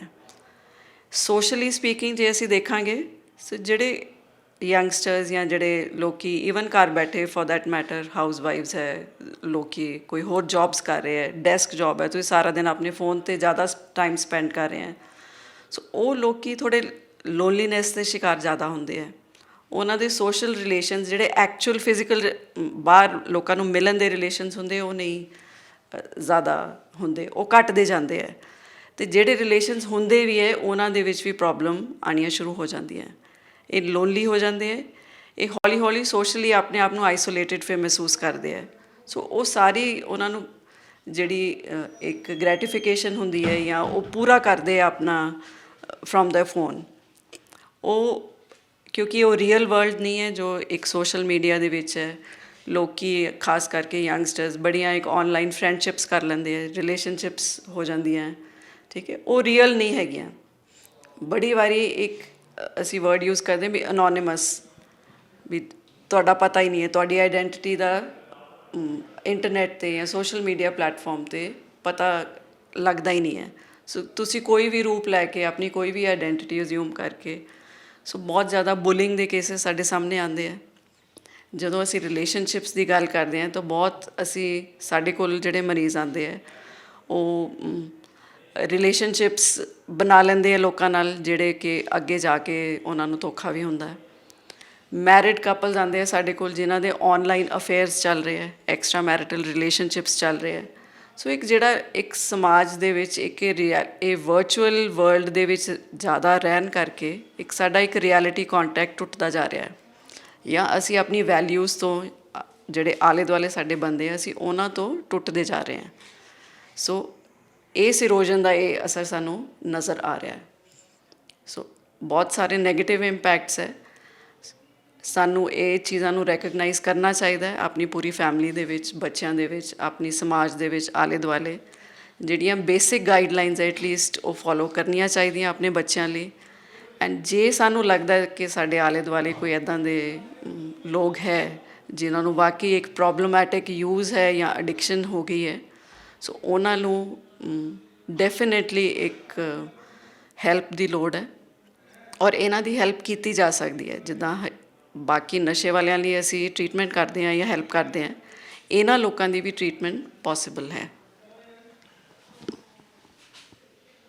ਸੋ ਜਿਵੇਂ ਮੈਮ ਨੇ ਗੱਲ ਕੀਤੀ ਕਿ ਇਕੱਲਾਪਨ ਮਹਿਸੂਸ ਕਰਨਾ, ਫੋਨ ਯੂਜ਼ ਕਰਦੇ ਰਹਿਣਾ, ਫੋਨ ਨਾਲ ਇੰਨੀ ਮਤਲਬ ਉਹਨਾਂ ਨੇ ਆੜੀ ਪਾ ਲੈਣੀ ਕਿ ਫੋਨ ਦੇ ਨਾਲ ਹੀ ਲੱਗੇ ਰਹਿਣਾ, ਵਰਚੁਅਲ ਵਰਲਡ ਵਿੱਚ ਬਿਲਕੁਲ ਖੋ ਜਾਣਾ, ਅਤੇ ਅਸਲ ਵਿੱਚ ਜਿਹੜੇ ਲੋਕ ਉਹਨਾਂ ਦੇ ਦੋਸਤ ਹੈਗੇ ਨੇ, ਬਾਹਰ ਜਾਣਾ, ਗੱਲਾਂ ਕਰਨੀਆਂ, ਇੰਟਰੋਵਰਟ ਵਰਡ ਯੂਜ਼ ਕੀਤਾ ਜਾਂਦਾ ਕਿ ਲੋਕੀ ਮਤਲਬ ਗੱਲ ਕਰਨਾ ਬੰਦ ਕਰ ਜਾਂਦੇ ਨੇ, ਬਾਹਰ ਘੁੰਮਣਾ ਬੰਦ ਕਰ ਦਿੰਦੇ ਨੇ। ਉਸ ਦਾ ਕਾਰਨ ਫੋਨ ਬਹੁਤ ਵੱਡਾ ਇੱਕ ਕਾਰਨ ਹੋ ਸਕਦਾ ਹੈ। ਇੱਕ ਹੋਰ ਗੱਲ ਮੈਮ ਤੁਸੀਂ ਕਹੀ ਕਿ ਸੁਸਾਈਡ ਕੇਸਿਸ ਬਹੁਤ ਵੱਧਦੇ ਨੇ, ਅਤੇ ਪਹਿਲਾਂ ਤਾਂ ਸੁਸਾਈਡ ਜਦ ਦਿਮਾਗ 'ਚ ਆਉਂਦਾ ਬੰਦੇ ਨੂੰ ਕਿ ਹਾਂ ਮੈਂ ਆਪਣੀ ਜਾਨ ਲੈਣੀ ਹੈ ਜਾਂ ਫਿਰ ਮੈਂ ਹੁਣ ਨਹੀਂ ਜੀ ਸਕਦਾ, ਅਤੇ ਉਸ ਤੋਂ ਪਹਿਲਾਂ ਜਿਹੜੇ ਸਿੰਪਟਮਸ ਹੁੰਦੇ ਨੇ ਅਸੀਂ ਕਈ ਵਾਰ ਇਗਨੋਰ ਕਰ ਦਿੰਦੇ ਹਾਂ। ਘਰ ਵਿੱਚ ਸਾਡੇ ਕੋਈ ਮੌਜੂਦ ਹੋਵੇ, ਉਹ ਇਹ ਤਾਂ ਨਹੀਂ ਹੁੰਦਾ ਕਿ ਇੱਕਦਮ ਇੱਕ ਦਿਨ ਹੀ ਆਇਆ ਉਹਦੇ ਖਿਆਲ 'ਚ, ਹੈ ਨਾ, ਅਤੇ ਉਹਨੇ ਇਹ ਸੁਸਾਈਡ ਕਰ ਲਈ। ਕਾਫੀ ਮਹੀਨਿਆਂ ਤੋਂ ਸਟਰਗਲ ਚੱਲਦੀ ਹੈ, ਕਾਫੀ ਮਹੀਨਿਆਂ ਤੋਂ ਬੰਦਾ ਜਿਹੜਾ ਹੈ ਜੂਝਦਾ ਇਹੋ ਜਿਹੇ ਥੋਟਸ ਨਾਲ, ਥੋਟ ਪੈਟਰਨਸ ਬਹੁਤ ਨੈਗੇਟਿਵ ਹੋ ਜਾਂਦੇ ਨੇ। ਤਾਂ ਇਹਦੇ ਕੀ ਸਿੰਪਟਮਸ ਨੇ ਕਿ ਅਸੀਂ ਵੀ ਜੇ ਆਪਣੇ ਘਰ ਵਿੱਚ ਕੋਈ ਇਹੋ ਜਿਹਾ ਹੈਗਾ ਜੋ ਕਿ ਕਾਫੀ ਸਟਰਗਲ ਕਰ ਰਿਹਾ, ਅਸੀਂ ਉਸ ਦੀ ਹੈਲਪ ਕਰ ਸਕੀਏ? ਤੁਸੀਂ ਠੀਕ ਕਹਿ ਰਹੇ ਹੋ ਕਿ ਸੁਇਸਾਈਡ ਦੇ ਲੱਛਣ ਪਹਿਲਾਂ ਤੋਂ ਨਜ਼ਰ ਆਉਣੇ ਸ਼ੁਰੂ ਹੋ ਜਾਂਦੇ ਹੈ। ਜੇ ਸੁਇਸਾਈਡ ਕਈ ਕਾਰਨਾਂ ਕਰਕੇ ਹੁੰਦਾ, ਸੋ ਉਹਦੇ ਵਿੱਚ ਜਿਹੜੀ ਸਮਾਰਟਫੋਨ ਐਡਿਕਸ਼ਨ ਹੈ ਉਹ ਇੱਕ ਸੈਪਰੇਟ ਕੈਟੇਗਰੀ ਹੈ। ਜੇ ਅਸੀਂ ਜਨਰਲੀ ਸਪੀਕਿੰਗ ਅਸੀਂ ਗੱਲ ਕਰੀਏ ਤਾਂ ਸਭ ਤੋਂ ਵੱਡਾ ਕਾਰਨ ਸੁਇਸਾਈਡ ਦਾ ਡਿਪਰੈਸ਼ਨ ਹੈ ਪੂਰੀ ਦੁਨੀਆ ਦੇ ਵਿੱਚ। ਔਰ ਜੇ ਸਮਾਰਟਫੋਨ ਦੀ ਯੂਜ਼ ਨੂੰ ਲੈ ਕੇ ਅਸੀਂ ਦੇਖੀਏ ਅਤੇ ਕਿਉਂਕਿ ਇਹਨਾਂ ਦੇ ਵਿੱਚ ਰਿਸਕ ਜ਼ਿਆਦਾ ਹੈ ਐਂਗਜ਼ਾਈਟੀ ਅਤੇ ਡਿਪਰੈਸ਼ਨ ਹੋਣ ਦਾ, ਸੋ ਡਿਪਰੈਸ਼ਨ ਇੱਕ ਵੱਡਾ ਕਾਰਨ ਹੈ ਕਿਉਂਕਿ ਜਿਹਦੇ ਕਰਕੇ ਸਮਾਰਟਫੋਨ ਯੂਜ਼ਰਸ ਕਰ ਸਕਦੇ ਆ ਸੁਇਸਾਈਡ। ਬੜੀ ਵਾਰੀ ਮੈਂ ਇਸ ਵੇਲੇ ਸਿਰਫ ਸਮਾਰਟਫੋਨ ਯੂਜ਼ ਬਾਰੇ ਤੁਹਾਨੂੰ ਦੱਸਾਂਗੀ ਕਿ ਜੇ ਸਿਰਫ ਅਸੀਂ ਸਮਾਰਟਫੋਨ ਯੂਜ਼ ਨੂੰ ਲੈ ਕੇ ਤੇ ਸੁਇਸਾਈਡ ਦਾ ਲਿੰਕ ਦੇਖੀਏ, ਉਹਦੇ ਵਿੱਚ ਬਹੁਤ ਵਾਰੀ ਕੀ ਹੁੰਦਾ ਹੈ ਕਿ ਜਦੋਂ ਬੰਦਾ ਅਟੈਂਪਟ ਕਰਦਾ ਜਾਂ ਸੁਇਸਾਈਡ ਕੋਈ ਕਰ ਲੈਂਦਾ ਹੈ, ਬਹੁਤ ਵਾਰੀ ਬਹੁਤ ਹੀ ਥੋੜ੍ਹੇ ਕੇਸਿਸ ਦੇ ਵਿੱਚ ਸਾਨੂੰ ਐਕਚੁਅਲ ਸੱਚਾਈ ਬਾਅਦ ਦੇ ਵਿੱਚ ਬਾਹਰ ਨਿਕਲ ਕੇ ਆਉਂਦੀ ਹੈ ਕਿ ਹੋਇਆ ਕੀ ਸੀ। ਇੱਕ ਹੋਰ ਨੈਗੇਟਿਵ ਜਿਹੜਾ ਫੈਕਟਰ ਪਹਿਲਾਂ ਮੈਂ ਮੈਂਸ਼ਨ ਨਹੀਂ ਕੀਤਾ ਸਮਾਰਟਫੋਨ ਯੂਜ਼ ਦਾ ਕੀ ਹੈ ਕਿ ਇੱਕ ਤਾਂ ਅਸੀਂ ਅਨੋਨਿਮਸ ਬਣ ਕੇ ਅਸੀਂ ਇੰਟਰੈਕਟ ਕਰਦੇ ਹਾਂ ਲੋਕਾਂ ਨਾਲ ਜਾਂ ਕੁਛ ਐਕਟੀਵਿਟੀ ਕਰਦੇ ਹਾਂ ਇੰਟਰਨੈਟ 'ਤੇ ਜਾਂ ਸੋਸ਼ਲ ਮੀਡੀਆ ਪਲੇਟਫਾਰਮ 'ਤੇ। ਦੂਸਰਾ ਇੱਕ ਵੱਡਾ ਕਾਰਨ ਹੈ ਕਿ ਇਟ ਇਜ਼ ਸੀਕ੍ਰੇਟ। ਤੁਹਾਡਾ ਫੋਨ ਇੰਨੀ ਮੈਜਰਸ ਹੈ ਇੱਥੇ ਤੁਹਾਡੀ ਪ੍ਰਾਈਵੇਸੀ ਮੇਨਟੇਨ ਕਰਨ ਲਈ ਕਿ ਕਿਸੇ ਹੋਰ ਨੂੰ ਪਤਾ ਨਹੀਂ ਹੁੰਦਾ ਕਿ ਕੀ ਬੰਦਾ ਆਪਣੇ ਫੋਨ 'ਤੇ ਕਿਸ ਰੂਪ ਦੇ ਵਿੱਚ ਕਿਹਦੇ ਨਾਲ ਕੀ ਇੰਟਰੈਕਟ ਕਰ ਰਿਹਾ ਹੈ। ਸੋ ਸਾਈਬਰ ਬੁਲਿੰਗ ਦੇ ਕੇਸਿਸ ਹੁੰਦੇ ਹੈ। ਇਹ ਹੋ ਸਕਦਾ ਹੈ ਕਿ ਤੁਹਾਡਾ ਬੱਚਾ ਜਾਂ ਬੁਲੀ ਕਿਸੇ ਨੂੰ ਕਰ ਰਿਹਾ ਹੈ ਜਾਂ ਆਪ ਬੁਲਿੰਗ ਦਾ ਸ਼ਿਕਾਰ ਹੋ ਸਕਦਾ ਹੈ। ਉਹ ਕੋਈ ਇੱਦਾਂ ਦੇ ਗਰੁੱਪ ਦਾ ਮੈਂਬਰ ਬਣ ਗਿਆ ਹੈ ਜਿਹਦੇ ਵਿੱਚ ਕੋਈ ਸ਼ੇਡੀ ਕੋਈ ਸਸਪੀਸ਼ੀਅਸ ਐਕਟੀਵਿਟੀਜ਼ ਉਹ ਕਰ ਰਹੇ ਹੈ, ਕੋਈ ਉਹਨਾਂ ਨੂੰ ਐਕਸਪਲੋਇਟ ਕਰ ਰਿਹਾ ਹੈ। Online sex is a very big problem, ਕੋਈ ਉਹਨਾਂ ਨੂੰ ਬਲੈਕਮੇਲ ਕਰਨ ਲੱਗ ਗਿਆ। ਸੋ ਰਿਐਲਿਟੀ ਕਈ ਵਾਰੀ ਸਾਨੂੰ ਬਹੁਤ ਕੇਸਿਸ ਦੇ ਵਿੱਚ ਪਤਾ ਨਹੀਂ ਲੱਗਦੀ, ਬਟ ਡੈਫੀਨੇਟਲੀ ਜਿਹੜੀ ਇੱਕ ਐਂਗਜ਼ਾਈਟੀ ਹੈ, ਡਿਪਰੈਸ਼ਨ ਹੈ, ਇਹ ਰਿਸਕ ਸੁਇਸਾਈਡ ਦਾ ਜਾਂ ਅੱਗੇ ਜਾ ਕੇ ਕੋਈ ਹੋਰ ਬਿਮਾਰੀ ਹੋਣ ਦਾ ਇਹ ਰਿਸਕ ਵੱਧ ਜਾਂਦਾ ਹੈ। ਐਂਡ ਸਮਾਰਟਫੋਨ ਯੂਜ਼ਰਸ ਦੇ ਵਿੱਚ ਇਹ ਕਈ ਵਾਰੀ ਮੁਸ਼ਕਿਲ ਹੋ ਜਾਂਦਾ ਹੈ ਚੇਂਜ ਆਫ ਬਿਹੇਵੀਅਰ ਦੇਖਣਾ। ਜਦੋਂ ਇੱਕ ਨੋਰਮਲ ਬੰਦੇ ਨੂੰ ਦੂਸਰੇ ਸੁਇਸਾਈਡਲ ਪੇਸ਼ੈਂਟ ਦੇ ਬਿਹੇਵੀਅਰ ਨੂੰ ਅਸੀਂ ਦੇਖਦੇ ਹਾਂ, ਸੋ ਉਹਦਾ ਚੇਂਜ ਤੁਹਾਨੂੰ ਨਜ਼ਰ ਆਉਣਾ ਸ਼ੁਰੂ ਹੋ ਜਾਂਦਾ ਹੈ ਵੀ ਇਹ ਚੁੱਪ ਰਹਿਣ ਲੱਗ ਗਿਆ, ਇਹ ਆਪਣੇ ਕਮਰੇ 'ਚ ਵੜਿਆ ਰਹਿੰਦਾ ਹੈ, ਇਹਦੀ ਰੂਟੀਨ ਟੁੱਟ ਗਈ ਹੈ, ਜਾਂ ਇਹ ਦੱਸ ਨਹੀਂ ਰਿਹਾ, ਰੋ ਰਿਹਾ ਹੈ, ਕੋਈ ਹੋਰ ਡਿਪਰੈਸ਼ਨ ਦੇ ਲੱਛਣ ਸਾਨੂੰ ਨਜ਼ਰ ਆਉਂਦੇ ਹੈ। ਪਰ ਸਮਾਰਟਫੋਨ ਯੂਜ਼ਰਸ ਦੇ ਵਿੱਚ ਇਹ ਸਾਰੀਆਂ ਚੀਜ਼ਾਂ ਆਲਰੇਡੀ ਪ੍ਰੈਜ਼ੈਂਟ ਹੈ ਕਈ ਵਾਰੀ। ਸੋ ਡਿਪਰੈਸ਼ਨ ਕਈ ਵਾਰੀ ਡਿਫਰੈਂਸ਼ੀਏਟ ਕਰਨਾ ਇੱਕ ਆਮ ਬੰਦੇ ਲਈ, ਇੱਕ ਲੇ ਪਰਸਨ ਲਈ ਘਰ ਦੇ ਵਿੱਚ ਬੈਠੇ, ਬੜੀ ਵਾਰੀ ਅਸੀਂ ਇੱਦਾਂ ਦੇ ਕੇਸਿਸ ਦੇਖਦੇ ਹਾਂ ਜਦੋਂ ਕੋਈ ਅਟੈਂਪਟ ਨਾਲ ਆ ਜਾਂਦਾ ਹੈ ਕਿ ਇਹ ਤਾਂ ਪਹਿਲਾਂ ਹੀ ਇੱਦਾਂ ਕਰਦਾ ਸੀ, ਇਹ ਤਾਂ ਕਈ ਸਾਲਾਂ ਤੋਂ ਆਪਣੇ ਕਮਰੇ 'ਚ ਹੀ ਵੜਿਆ ਰਹਿੰਦਾ, ਇਹ ਤਾਂ ਆਲਰੇਡੀ ਕੰਪਿਊਟਰ ਨਾਲ ਹੀ ਲੱਗਿਆ ਰਹਿੰਦਾ, ਇਹ ਤਾਂ ਰਾਤ ਕਈ ਘੰਟੇ ਆਪਣੇ ਫੋਨ ਨਾਲ ਹੀ ਲੱਗਿਆ ਰਹਿੰਦਾ। ਸੋ ਇਹ ਕਈ ਵਾਰੀ ਮੁਸ਼ਕਿਲ ਹੋ ਜਾਂਦਾ ਇੱਕ ਲੇ ਪਰਸਨ ਲਈ ਡਿਸਾਈਡ ਕਰਨਾ। ਸੋ ਜੇ ਸਾਨੂੰ ਪ੍ਰੋਬਲਮੈਟਿਕ ਜਾਂ ਐਕਸੈਸਿਵ ਯੂਜ਼ ਕਿਤੇ ਵੀ ਨਜ਼ਰ ਆਉਂਦੀ ਹੈ, ਸਾਨੂੰ ਉਦੋਂ ਹੀ ਐਕਸ਼ਨ ਲੈ ਲੈਣਾ ਚਾਹੀਦਾ ਤਾਂ ਕਿ ਗੱਲ ਇੱਥੇ ਤੱਕ ਪਹੁੰਚੇ ਹੀ ਨਾ ਵੀ ਡਿਪਰੈਸ਼ਨ ਪਹਿਲਾਂ ਡਿਵੈਲਪ ਹੋਏ ਫਿਰ ਅਸੀਂ ਸੁਇਸਾਈਡ ਅਟੈਂਪਟ ਕਰੀਏ ਜਾਂ ਕੁਝ ਦੇਖੀਏ। ਸਾਨੂੰ ਉਸ ਤੋਂ ਪਹਿਲਾਂ ਹੀ ਐਕਸ਼ਨ ਲੈ ਲੈਣਾ ਚਾਹੀਦਾ। ਅਤੇ ਜਿਵੇਂ ਮੈਮ ਨੇ ਕਿਹਾ ਕਿ ਪਹਿਲੇ ਹੀ ਜਿਹੜੇ ਸਿੰਪਟਮਸ ਨੇ ਕਿ ਬੰਦਾ ਇਕੱਲਾ ਰਹਿਣ ਲੱਗ ਜਾਂਦਾ ਹੈ, ਜ਼ਿਆਦਾਤਰ ਆਪਣਾ ਜਿਹੜਾ ਸਮਾਂ ਹੈ ਉਹ ਫੋਨ 'ਤੇ ਬਤੀਤ ਕਰਦਾ ਹੈ ਅਤੇ ਕਾਫੀ ਮਤਲਬ ਗੱਲ ਘੱਟ ਕਰਨ ਲੱਗ ਜਾਂਦਾ ਹੈ। ਕਈ ਲੋਕਾਂ ਨੂੰ ਭੁੱਖ ਵੀ ਘੱਟ ਲੱਗਦੀ, ਕਈ ਲੋਕ ਜ਼ਿਆਦਾ ਖਾਣ ਲੱਗ ਜਾਂਦੇ ਨੇ, ਓਵਰ ਈਟਿੰਗ ਕਰਦੇ ਨੇ। ਅਤੇ ਕੁਝ ਸਿੰਪਟਮਸ ਨੇ ਜੋ ਕਿ ਕਾਫੀ ਨੋਰਮਲ ਨਹੀਂ ਹੁੰਦੇ, ਕਾਫੀ ਮਤਲਬ ਆਊਟ ਆਫ ਬਿਹੇਵੀਅਰ ਜਿਹੜੇ ਪੈਟਰਨਸ ਹੁੰਦੇ ਨੇ ਉਹ ਹੁੰਦੇ ਨੇ। ਅਤੇ ਜੇ ਤੁਹਾਡੇ ਵੀ ਘਰ 'ਚ ਕੋਈ ਇਹੋ ਜਿਹਾ ਮੈਂਬਰ ਹੈ, ਤੁਹਾਨੂੰ ਲੱਗਦਾ ਥੋੜ੍ਹਾ ਜਿਹਾ ਵੀ, ਉਹਦੇ ਨਾਲ ਗੱਲ ਕਰੋ, ਉਹਦੇ ਨਾਲ ਗੱਲ ਕਰੋ ਅਤੇ ਉਹਨੂੰ ਪੁੱਛੋ ਕਿ ਕੀ ਦਿੱਕਤ ਹੈ, ਕਿਉਂਕਿ ਮੈਨੂੰ ਲੱਗਦਾ ਗੱਲ ਕਰਨ ਨਾਲ ਹੀ ਜਿਹੜਾ ਮਸਲਾ ਉਹ ਹੱਲ ਹੋ ਸਕਦਾ ਹੈ। ਲੋਕ ਗੱਲ ਹੀ ਨਹੀਂ ਕਰ ਰਹੇ, ਵਰਚੁਅਲੀ ਗੱਲ ਕਰ ਲੈਣਗੇ, ਟੈਕਸਟ ਕਰ ਲੈਣ, ਕਿੰਨੀ ਦੇਰ ਟੈਕਸਟ ਕਰ ਲੈਣਗੇ। ਟੈਕਸਟ ਵਿੱਚ ਕਈ ਵਾਰ ਗੱਲਾਂ ਵੀ ਜਿਹੜੀਆਂ ਉਹ ਬਹੁਤ ਡਿਫਰੈਂਟ ਹੁੰਦੀਆਂ ਨੇ ਜੇ ਅਸੀਂ ਆਮੋ ਸਾਹਮਣੇ ਗੱਲ ਕਰਦੇ ਹਾਂ, ਅਤੇ ਕਿਤੇ ਨਾ ਕਿਤੇ ਉਹ ਚੀਜ਼ ਵੀ ਇੰਪਰੂਵ ਕਰ ਸਕਦੇ ਹਾਂ। ਪਰ ਮੈਮ ਇੱਥੇ ਇੱਕ ਹੋਰ ਪ੍ਰੋਬਲਮ ਆਉਂਦੀ ਹੈ। ਹੁਣ ਇੰਡੀਆ ਵਿੱਚ ਕਈ ਮਤਲਬ ਸੰਸਥਾਵਾਂ ਵੀ ਨੇ, ਕਈ ਲੋਕ ਵੀ ਮੈਂਟਲ ਹੈਲਥ ਨੂੰ ਲੈ ਕੇ ਕਾਫੀ ਅਵੇਅਰਨੈਸ ਫੈਲਾ ਰਹੇ ਆ, ਪਰ ਜਿਹੜੇ ਸਾਡੇ ਪੁਰਾਣੇ ਬਜ਼ੁਰਗ ਨੇ ਜਿਹਨੇ ਉਹਨਾਂ ਨੂੰ ਲੱਗਦਾ ਕਿ ਕਿਹੜੇ ਨਵੇਂ ਆਹ ਵਰਡ ਆ ਗਏ ਨੇ, ਡਿਪਰੈਸ਼ਨ, ਐਂਗਜ਼ਾਈਟੀ, ਅਸੀਂ ਤਾਂ ਆਪਣੇ ਸਮੇਂ 'ਚ ਸੁਣਿਆ ਨਹੀਂ, ਅਸੀਂ ਤਾਂ ਦੇਖਿਆ ਨਹੀਂ ਕਿਸੇ ਨੂੰ ਆਪਣੀ ਜਾਨ ਲੈਂਦੇ ਹੋਏ। ਮਤਲਬ ਇਹੋ ਜਿਹੇ ਮਤਲਬ ਕਮੈਂਟਸ ਕਾਫੀ ਆਉਂਦੇ ਨੇ ਕਿ ਨਵਾਂ ਲਾਇਆ ਵਾ, ਬਿਜ਼ਨਸ ਕਰ ਰਹੇ ਨੇ, ਪੈਸੇ ਕਮਾਉਣ ਦੇ ਤਰੀਕੇ ਹੈ, ਕਿ ਮਤਲਬ ਕਿਉਂ ਇਹੋ ਜਿਹੀ ਜਿਹੜੀ ਥਿੰਕਿੰਗ ਨੇ ਪੁਰਾਣੇ ਲੋਕਾਂ ਦੀ ਉਹ ਅੱਗੇ ਵੀ ਜਨਰੇਸ਼ਨ ਵਿੱਚ ਆ ਰਹੀ, ਜਨਰੇਸ਼ਨ ਸੀਰੀਅਸ ਨਹੀਂ ਲੈ ਰਹੀ, ਇੱਦਾਂ ਕਿਉਂ ਆ? ਦੇਖੋ, ਡਿਪਰੈਸ਼ਨ ਔਰ ਐਂਗਜ਼ਾਇਟੀ ਕੋਈ ਨਈ ਪ੍ਰੋਬਲਮ ਨਹੀਂ ਹੈ। ਡਿਪਰੈਸ਼ਨ ਅਤੇ ਐਂਗਜ਼ਾਇਟੀ ਬਹੁਤ ਪੁਰਾਣੀਆਂ ਪ੍ਰੋਬਲਮਸ ਹੈ। ਸਾਡੀ ਨੌਲੇਜ ਜਾਂ ਅਵੇਅਰਨੈਸ ਹੁਣ ਜਾ ਕੇ ਵੱਧ ਰਹੀ ਹੈ, ਇਹ ਬਿਮਾਰੀਆਂ ਨਵੀਆਂ ਨਹੀਂ ਹੈਗੀਆਂ। ਸਮਾਰਟਫੋਨ ਯੂਜ਼ ਜਾਂ ਐਡਿਕਸ਼ਨ ਦੀ ਪ੍ਰੋਬਲਮ ਡੈਫੀਨੇਟਲੀ ਹੁਣ ਇੱਕ ਨਵੀਂ ਉੱਭਰ ਕੇ ਆਈ ਹੈ, ਜੋ ਪਹਿਲਾਂ ਟੈਕਨੋਲੋਜੀ ਅਵੇਲੇਬਲ ਹੀ ਨਹੀਂ ਸੀ। ਪਰ ਓਵਰਆਲ ਜੇ ਅਸੀਂ ਦੇਖੀਏ, ਐਡਿਕਸ਼ਨ ਵੀ ਬਹੁਤ ਇੱਕ ਪੁਰਾਣੀ ਪ੍ਰੋਬਲਮ ਹੈ। ਸੋ ਇਹ ਵੀ ਇੱਕ ਐਡਿਕਸ਼ਨ ਦਾ ਹੀ ਦੀ ਕਿਸਮ ਹੈ। ਮੈਂ ਤੁਹਾਨੂੰ ਪਹਿਲਾਂ ਵੀ ਦੱਸਿਆ ਵੀ ਇੱਕ ਬਿਹੇਵੀਅਰਲ ਐਡਿਕਸ਼ਨ ਹੈ। ਸੋ ਸੇਮ ਪੈਟਰਨਸ 'ਤੇ ਸਾਨੂੰ ਬਾਡੀ ਨੂੰ ਅੰਦਰੋਂ ਅਤੇ ਬਾਹਰੋਂ ਸੋਸ਼ਲੀ ਇੰਪੈਕਟ ਕਰਦੀ ਹੈ। ਡਿਪਰੈਸ਼ਨ ਅਤੇ ਐਂਗਜ਼ਾਇਟੀ ਕਿਉਂਕਿ ਇਹ ਨਵੀਆਂ ਪ੍ਰੋਬਲਮਸ ਹੁਣ ਉੱਭਰ ਰਹੀਆਂ, ਸ਼ਾਇਦ ਤੁਸੀਂ ਬਿਲਕੁਲ ਠੀਕ ਕਿਹਾ ਕਿ ਅਵੇਅਰਨੈਸ ਥੋੜ੍ਹੀ ਵੱਧ ਰਹੀ ਹੈ ਅਤੇ ਲੋਕੀ ਵੀ ਪ੍ਰਚਾਰ ਥੋੜ੍ਹਾ ਜ਼ਿਆਦਾ ਕਰ ਰਹੇ ਹੈ, ਸੋ ਸੁਣਨ 'ਚ ਜ਼ਿਆਦਾ ਆ ਰਹੀ ਹੈ ਹੁਣ। ਸੋ ਅਵੇਅਰਨੈਸ ਹੋਰ ਫੈਲਾਵਾਂਗੇ ਅਤੇ ਲੋਕੀ ਸਮਝ ਵੀ ਜਾਣਗੇ ਇਹਨਾਂ ਨੂੰ। That is what we need to do. ਕਿ ਜੇ ਬਜ਼ੁਰਗ ਕੋਈ ਪੁਰਾਣੇ ਬੰਦੇ ਨਹੀਂ ਵੀ ਇਹਨਾਂ ਨੂੰ ਸਮਝਦੇ, ਇਹ ਡਿਪਰੈਸ਼ਨ ਜਿਹੜੀ ਹੈ ਜਾਂ ਐਂਗਜ਼ਾਇਟੀ ਡਿਸਆਰਡਰਸ ਹੈ, ਐਂਗਜ਼ਾਇਟੀ ਕਈ ਤਰ੍ਹਾਂ ਦੀ ਹੁੰਦੀ ਹੈ, ਕਈ ਤਰ੍ਹਾਂ ਦੇ ਡਿਸਆਰਡਰਸ ਹੁੰਦੇ ਹੈ। ਸੋ ਇਹ ਬਿਮਾਰੀਆਂ ਹੈ, ਜਿੱਦਾਂ ਡਾਇਬਟੀਜ਼ ਜਾਂ ਸ਼ੂਗਰ ਦੀ ਪ੍ਰੋਬਲਮ ਹੁੰਦੀ ਹੈ, ਕੋਈ BP ਦੀ ਪ੍ਰੋਬਲਮ ਹੈ, ਹਾਈਪਰਟੈਂਸ਼ਨ ਹੈ। ਸੋ ਲੋਕ ਉਹਨਾਂ ਨੂੰ ਹੁਣ ਮੰਨਦੇ ਹੈ। ਪਹਿਲਾਂ ਸ਼ੂਗਰ ਨੂੰ ਲੈ ਕੇ, ਡਾਇਬਟੀਜ਼ ਨੂੰ ਲੈ ਕੇ ਵੀ ਬੜੇ ਲੋਕਾਂ ਦੇ ਮਤਲਬ ਗਲਤ ਮਿਸਕਨਸੈਪਸ਼ਨ ਸੀਗੀਆਂ, ਪਰ ਹੌਲੀ ਹੌਲੀ ਲੋਕਾਂ ਨੂੰ ਜਦੋਂ ਅਸੀਂ ਇੰਗੇਜ ਕਰਦੇ ਹਾਂ ਉਹਨਾਂ ਨਾਲ, ਉਹਨਾਂ ਨੂੰ ਸਮਝਾਉਂਦੇ ਹਾਂ, ਸਮਝ ਲੱਗਦੀ ਹੈ। ਸੋ ਜਿੱਦਾਂ ਜਿੱਦਾਂ ਮੈਂਟਲ ਹੈਲਥ ਦੀ ਵੀ ਅਵੇਅਰਨੈਸ ਵੱਧ ਰਹੀ ਹੈ, ਸੋ ਸੁਇਸਾਈਡ ਨੂੰ ਲੈ ਕੇ, ਡਿਪਰੈਸ਼ਨ ਨੂੰ ਲੈ ਕੇ, ਐਂਗਜ਼ਾਇਟੀ ਨੂੰ ਲੈ ਕੇ ਜਿੰਨਾ ਜ਼ਿਆਦਾ ਅਸੀਂ ਰੀਚ ਆਊਟ ਕਰਾਂਗੇ, ਔਰ ਸਿਰਫ ਇੱਥੇ ਮੈਂਟਲ ਹੈਲਥ ਪ੍ਰੋਫੈਸ਼ਨਲਸ ਦਾ ਰੋਲ ਨਹੀਂ ਹੈ, ਜਿਹੜੀ ਯੰਗਸਟਰਸ ਜਿਹੜੇ ਤੁਹਾਡੇ ਵਰਗੇ ਯੰਗਸਟਰਸ ਹੈ, ਉਹ ਆਪਣੀ ਲੈਵਲ 'ਤੇ ਤੁਸੀਂ ਇਸ ਚੀਜ਼ ਨੂੰ ਸਪਰੈਡ ਕਰ ਸਕਦੇ ਹਾਂ, ਅਵੇਅਰਨੈਸ ਕਰ ਸਕਦੇ ਹਾਂ, ਲੋਕਾਂ ਨੂੰ ਹੈਲਪ ਕਰ ਸਕਦੇ ਹਾਂ, ਗਾਈਡ ਕਰ ਸਕਦੇ ਹਾਂ। So we are getting there, ਵੱਧ ਰਹੀ ਹੈ ਅੱਗੇ ਨਾਲੋਂ। It's a positive sign. ਬਿਲਕੁਲ ਪੋਜ਼ਿਟਿਵ ਸਾਈਨ ਤਾਂ ਹੈ। ਮੈਨੂੰ ਲੱਗਦਾ ਹੈ ਕਿ ਜ਼ਰੂਰੀ ਨਹੀਂ ਕਿ ਤੁਸੀਂ ਕੋਈ ਨਵੀਂ ਚੀਜ਼ ਸੁਣ ਰਹੇ ਹੋ ਤਾਂ ਉਹ ਮਤਲਬ ਉਹਦਾ ਨੈਗੇਟਿਵ ਹੀ ਰੀਜ਼ਨ ਹੈ।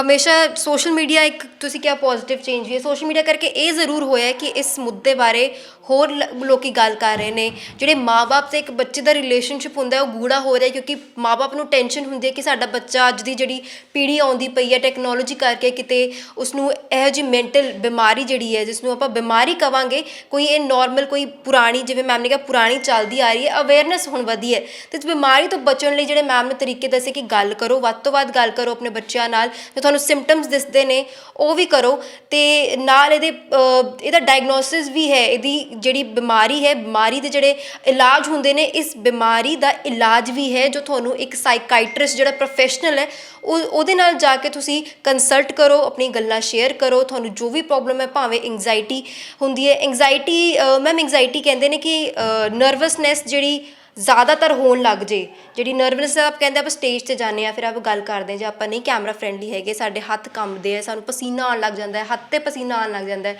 ਉਹ ਤਾਂ ਨੋਰਮਲ ਆਪਣੀ ਨਰਵਸਨੈਸ ਹੋ ਗਈ। ਜਦੋਂ ਜ਼ਿਆਦਾ ਹੋਣ ਲੱਗ ਜਾਂਦੀ ਹੈ ਉਹ ਐਂਗਜ਼ਾਇਟੀ ਹੁੰਦੀ ਹੈ। ਅਤੇ ਐਂਗਜ਼ਾਇਟੀ 'ਚ ਤੁਹਾਨੂੰ ਲੱਗਦਾ ਕਿ ਤੁਹਾਡੇ ਅੰਦਰ ਜ਼ਿਆਦਾ ਹੋ ਰਹੀ ਹੈ, ਤੁਹਾਨੂੰ ਹਰ ਇੱਕ ਚੀਜ਼ 'ਤੇ ਤੁਹਾਡੀ ਧੜਕਣ ਜਿਹੜੀ ਹੈ ਤੇਜ਼ ਹੋ ਜਾਂਦੀ ਹੈ, ਜਾਂ ਫਿਰ ਤੁਹਾਨੂੰ ਕਾਫੀ ਜ਼ਿਆਦਾ ਤੁਹਾਨੂੰ ਚੱਕਰ ਆਉਣ ਲੱਗ ਜਾਂਦੇ ਆ, ਅੱਖਾਂ ਅੱਗੇ ਹਨੇਰਾ ਆ ਜਾਂਦਾ ਹੈ। ਅਤੇ ਕਾਫੀ ਜਿਹੜੇ ਸਿੰਪਟਮਸ ਨੇ ਇਹ ਕੋਈ ਮਤਲਬ ਸਿੰਪਲ ਸਿੰਪਟਮਸ ਨਹੀਂ, ਇਹਨਾਂ ਨੂੰ ਇਗਨੋਰ ਨਹੀਂ ਤੁਸੀਂ ਕਰ ਸਕਦੇ ਕਿ ਅੱਗੇ ਜਾ ਕੇ ਇਹਨੇ ਡਿਪਰੈਸ਼ਨ ਬਣਨਾ। ਤਾਂ ਇਸ ਗੱਲ ਦਾ ਬਿਲਕੁਲ ਧਿਆਨ ਰੱਖੋ। ਅਤੇ ਮੈਮ ਮੈਂ ਹੋਰ ਵੀ ਚੀਜ਼ਾਂ ਆਪਣੇ ਪਰਿਵਾਰ ਵਿੱਚ ਆਪ ਦੇਖੀਆਂ ਨੇ ਕਿ ਜਦ ਵੀ ਕੋਈ ਬੱਚਾ ਵੀ ਓਪਨ ਹੋ ਕੇ ਸ਼ੇਅਰ ਕਰਦਾ ਕਿ ਮੈਨੂੰ ਐਂਗਜ਼ਾਇਟੀ ਹੋ ਰਹੀ ਹੈ ਜਾਂ ਫਿਰ ਮੈਨੂੰ ਚੱਕਰ ਆ ਰਿਹਾ ਹੈ, ਤਾਂ ਮੋਸਟਲੀ ਪੇਰੈਂਟਸ ਇਹ ਕਹਿ ਦਿੰਦੇ ਨੇ ਕਿ ਤੂੰ ਇੱਦਾਂ ਕੁਛ ਨਹੀਂ ਹੁੰਦਾ, ਦਵਾਈ ਲੈ ਲੈ, ਦਵਾਈ ਨਾਲ ਤੇਰਾ ਠੀਕ ਹੋ ਜਾਊਗਾ, ਕੋਈ ਗੱਲ ਨਹੀਂ। ਉਹ ਬੱਚਾ ਬਾਰ-ਬਾਰ ਆਪਣੇ ਪੇਰੈਂਟਸ ਨੂੰ ਗੱਲ ਕਰਨ ਦੀ ਕੋਸ਼ਿਸ਼ ਕਰਦਾ। ਪੇਰੈਂਟਸ ਕਹਿੰਦੇ ਨੇ ਸਵੇਰੇ ਛੇਤੀ ਉੱਠਿਆ ਕਰੋ, ਹੈ ਨਾ, ਐਕਸਰਸਾਈਜ਼ ਕਰਿਆ ਕਰੋ, ਕੁਛ ਨਹੀਂ ਹੁੰਦੀਆਂ ਗੱਲਾਂ, ਫੋਕਸ ਕਰੋ, ਮਤਲਬ ਕਾਫੀ ਇਗਨੋਰ ਕਰ ਦਿੰਦੇ ਨੇ ਕਿ ਕਿਵੇਂ ਕੋਈ ਇਸ਼ੂ ਹੀ ਨਹੀਂ ਹੈਗਾ। ਪਰ ਜਦ ਬੱਚਾ ਡਿਪਰੈਸ਼ਨ 'ਚ ਆ ਜਾਂਦਾ, ਸੁਸਾਈਡ ਕਰ ਲੈਂਦਾ, ਉਸ ਤੋਂ ਬਾਅਦ ਪੇਰੈਂਟਸ ਇਨਵੋਲਵ ਹੁੰਦੇ ਨੇ, ਕਾਫੀ ਲੇਟ ਹੋ ਜਾਂਦੇ ਨੇ। ਅਤੇ ਮਤਲਬ ਕੀ ਕਾਰਨ ਹੈ ਕਿ ਪੇਰੈਂਟਸ ਬੱਚਿਆਂ ਨੂੰ ਸੀਰੀਅਸ ਹੀ ਨਹੀਂ ਲੈ ਰਹੇ?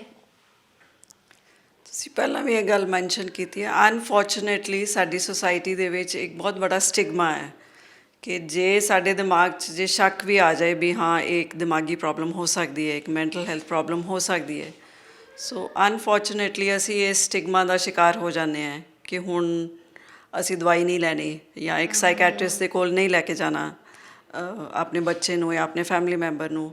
ਸੋ that is a negative. So ਜਿੱਦਾਂ ਮੈਂ ਪਹਿਲਾਂ ਵੀ ਤੁਹਾਨੂੰ ਦੱਸਿਆ ਵੀ ਇਹ ਇੱਕ ਬਿਮਾਰੀ ਹੈ, ਜਿਵੇਂ ਕਿ ਬਾਕੀ ਕਈ ਬਿਮਾਰੀਆਂ ਹੈ, ਉਹਨਾਂ ਦੇ ਵਰਗੀ ਬਿਮਾਰੀ ਹੈ ਜਿਹਦਾ ਇੱਕ ਟਰੀਟਮੈਂਟ ਪੋਸੀਬਲ ਹੈ। And treatment is not very complex. The diagnosis ਕੋਈ ਬਹੁਤ ਜ਼ਿਆਦਾ ਕੰਪਲੈਕਸ ਨਹੀਂ ਹੈ, ਬਟ ਤੁਹਾਨੂੰ ਇੱਕ ਪ੍ਰੋਫੈਸ਼ਨਲ ਦੇ ਕੋਲ ਜਾਣ ਦੀ ਲੋੜ ਹੈ। ਦੀਜ਼ ਆਰ ਮਤਲਬ ਇਹ ਸਾਰੀ ਜਿਹੜੀਆਂ ਬਿਮਾਰੀਆਂ ਹੈ ਟਰੀਟੇਬਲ ਬਿਮਾਰੀਆਂ ਹੈ, ਐਂਡ ਬਹੁਤ ਅੱਛਾ ਇਹਨਾਂ ਦਾ ਰਿਜ਼ਲਟ ਨਿਕਲਦਾ ਟਰੀਟਮੈਂਟ ਦਾ। ਸੋ ਇੱਕ ਜਿਹੜਾ ਸਟਿਗਮਾ ਹੈ ਉਹੀ ਜਿੱਦਾਂ ਜਿੱਦਾਂ ਅਸੀਂ ਅਵੇਅਰਨੈਸ ਦੀ ਗੱਲ ਕਰਦੇ ਹਾਂ, ਇਹ ਅਵੇਅਰਨੈਸ ਨਾਲ ਹੀ ਖ਼ਤਮ ਹੋਏਗਾ। ਇਹ ਸਾਨੂੰ ਐਜ਼ ਅ ਸੁਸਾਇਟੀ ਇੱਕ ਦੂਜੇ ਦੀ ਸਪੋਰਟ ਦਿਖਾਉਣਾ, ਐਂਡ ਉਹਦੇ ਵਿੱਚ ਮੈਨੂੰ ਲੱਗਦਾ ਕਿ ਤੁਹਾਡੇ ਯੰਗਸਟਰਸ ਦਾ ਬਹੁਤ ਵੱਡਾ ਰੋਲ ਹੈ। ਯੰਗਸਟਰਸ ਆਰ ਟੇਕਿੰਗ ਦ ਲੀਡ। ਤੁਸੀਂ ਹੁਣ ਸੋਸ਼ਲ ਮੀਡੀਆ ਪਲੇਟਫਾਰਮ ਦੀ ਵੀ ਜਿਹੜੀ ਗੱਲ ਕੀਤੀ ਹੈ, ਇਹ ਪੋਜ਼ੀਟਿਵਲੀ ਵੀ ਅਸੀਂ ਯੂਜ਼ ਕਰ ਰਹੇ ਹਾਂ, ਔਰ ਅਸੀਂ ਐਕਟੀਵਿਟੀ ਬਹੁਤ ਦੇਖ ਵੀ ਰਹੇ ਹਾਂ ਸੋਸ਼ਲ ਮੀਡੀਆ 'ਤੇ ਕਿ ਬਹੁਤ ਸਾਰੇ ਯੰਗਸਟਰਸ ਦੇ ਗਰੁੱਪਸ, ਬੜੇ ਲੋਕੀ ਐਕਟਿਵਿਸਟ ਜਿਹੜੇ ਹੈਗੇ ਹੈ, ਉਹ ਪੋਜ਼ਿਟਿਵਲੀ ਬਹੁਤ ਕੰਟਰੀਬਿਊਟ ਕਰ ਰਹੇ ਹੈ ਟੂ ਇਨਕਰੀਜ਼ ਅਵੇਅਰਨੈਸ ਔਰ ਲੋਕੀ ਬਹੁਤ ਆ ਵੀ ਰਹੇ ਹੈ ਸਾਡੇ ਕੋਲ। ਸੋ ਸਾਨੂੰ ਇਹ 'ਤੇ ਲੱਗੇ ਰਹਿਣਾ ਪਏਗਾ। We have to approach it in a positive sense ਕਿ ਇਟ ਇਜ਼ ਐਨ ਇਲਨੈਸ, ਇਹਦੀ ਟਰੀਟਮੈਂਟ ਸਾਡੇ ਕੋਲ ਪ੍ਰੈਜ਼ੈਂਟ ਹੈ। ਅਸੀਂ ਜਿੰਨੀ ਜਲਦੀ ਇਹਨਾਂ ਚੀਜ਼ਾਂ ਨੂੰ ਪਿਕ ਕਰਕੇ ਅੱਜ ਦੀ ਡੇਟ 'ਚ ਅੱਜ ਅਸੀਂ ਜੇ ਕਹਿੰਦੇ ਅੱਜ ਪ੍ਰੋਬਲਮ ਸ਼ੁਰੂ ਹੋ ਰਹੀ ਹੈ, 2 ਮਹੀਨੇ ਨਿਕਲੇ ਹੈ ਕਿ 6 ਮਹੀਨੇ ਨਿਕਲੇ ਹੈ, ਅਨਫੋਰਚੂਨੇਟਲੀ ਕਈ ਕੇਸਿਸ ਵਿੱਚ ਸਾਲੋਂ ਸਾਲ ਨਿਕਲ ਜਾਂਦੇ ਆ ਜਦੋਂ ਤੱਕ ਉਹ ਸਾਡੇ ਕੋਲ ਆ ਕੇ ਪਹੁੰਚਦੇ। ਜਿਵੇਂ ਤੁਸੀਂ ਕਿਹਾ ਕਿ ਬਹੁਤ ਕੰਪਲਿਕੇਟ ਹੋ ਜਾਂਦੇ ਇਸ਼ੂ, ਸੋ ਉਦੋਂ ਤੱਕ ਨਹੀਂ ਵੇਟ ਕਰਨਾ। ਜਿਹੜੀ ਟਰੀਟਮੈਂਟ ਹੈ ਉਹ ਘੱਟ ਸਮੇਂ ਲਈ ਚੱਲੇਗੀ ਜਾਂ ਉਹਦਾ ਆਊਟਕਮ ਬਹੁਤ ਹੀ ਬੈਟਰ ਨਿਕਲੇਗਾ ਜੇ ਅਸੀਂ ਜਲਦੀ ਤੋਂ ਜਲਦੀ ਉਹਨਾਂ ਚੀਜ਼ਾਂ ਨੂੰ ਪਿਕ ਕਰਾਂਗੇ।